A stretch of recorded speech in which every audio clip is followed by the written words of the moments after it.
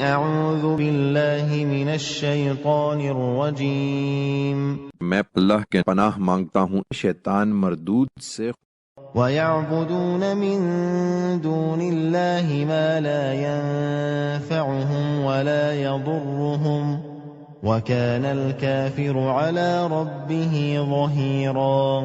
لیکن ان کا حال یہ ہے کہ اللہ کو چھوڑ کر یہ ان چیزوں کی بندگی کر رہے ہیں جو ان کو نہ نفع پہنچا سکتی ہیں نہ نقصان، اور یہی نہیں، یہ منکر تو اب اس سے آگے اپنے رب کے حریف بنے ہوئے ہیں۔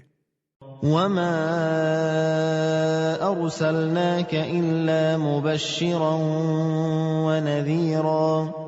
ہم نے اے پیغمبر تم کو بس ایک بشارت دینے والا اور خبردار کرنے والا بنا کر بھیجا ہے۔ قُلْ مَا أَسْأَلُكُمْ عَلَيْهِ مِنْ أَجْرٍ إِلَّا مَنْ شَاءَ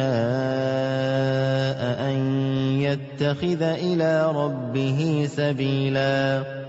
ان سے کہہ دو کہ میں اس پر تم سے کوئی صلہ نہیں مانگ رہا ہوں مگر یہی کہ جو چاہے وہ اپنے پروردگار تک پہنچنے کی راہ اختیار کر لے۔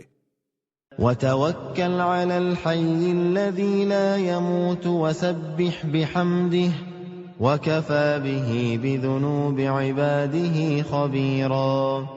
تم اس جیتے پر بھروسہ رکھو جو مرنے والا نہیں ہے، اور اس کی حمد کے ساتھ اس کی تسبیح کرتے رہو، وہ ان سے خود سمجھ لے گا۔ اپنے بندوں کے گناہوں سے باخبر رہنے کے لیے وہ کافی ہے۔